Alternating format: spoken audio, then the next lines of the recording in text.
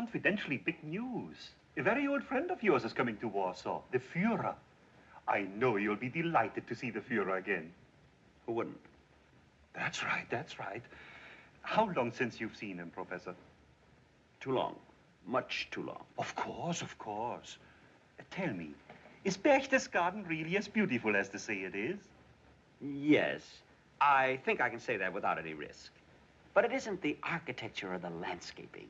It's the presence of the Führer that lends the real beauty to the place. Naturally, naturally. Well, what news you bring from London? London? Oh, yes, London. Colonel, you're quite famous in London.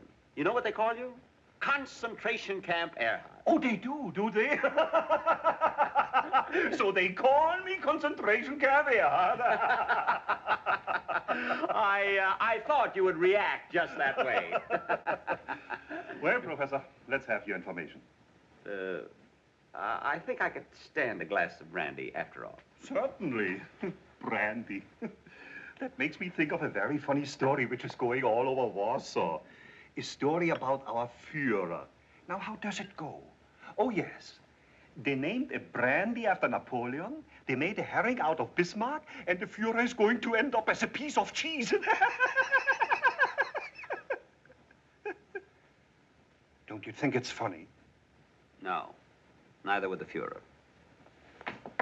And I don't believe Adolf Hitler will go down in history as a delicatessen. Professor, look here.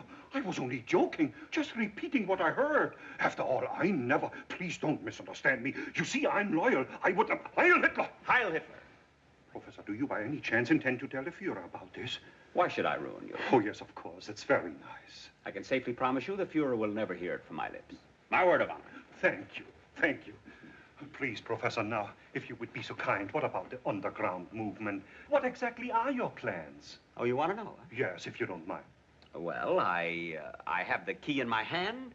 All I have to find is the lock. It's better than having the lock and having to find the key. How does it sound? Promising, most promising. But tell me, what exactly do you intend to do? Well, then, let's get down to details. Yes, if you please. There are no details. At least not yet.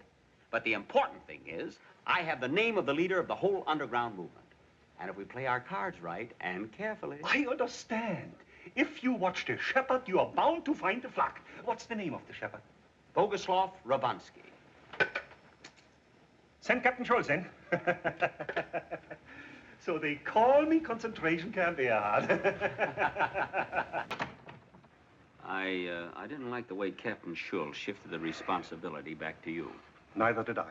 You know, there's always something wrong with a man who doesn't drink, doesn't smoke, doesn't eat meat. You mean our Führer? Oh, no, please, Professor. I hope you won't. Why should I ruin you again? Thank you so much. Well, I suppose now you want to go back as soon as possible to London.